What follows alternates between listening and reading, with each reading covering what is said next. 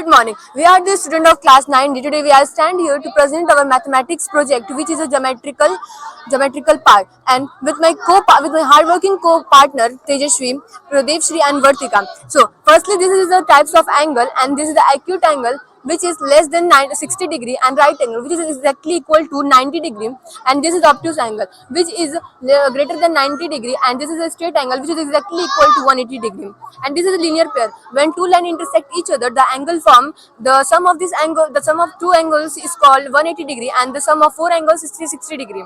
And this is the types of triangle. On the basis of side, there are three types of triangle. On the basis of angle, there are also three types of angle. The first three types of triangles are equilateral. In this, all sides are equal, and isosceles, in which two sides are only equal, and scalene triangle, in which no sides are equal.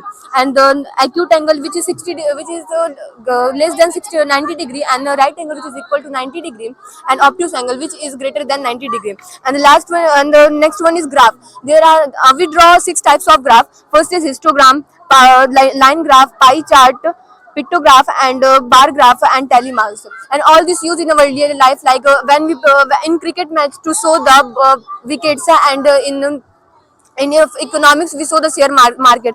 And this is types of parts of circle. This is diameter, which pass through the center, and there is only one center in every circle, and the half of the diameter is radius, and the any line which pass without through the center in a circle is called chord. And this is Pythagoras theorem. This theorem was given by Pythagoras, and in this theorem all the squares of a hypotenuse is equal to the sum of the squares of base and perpendicular.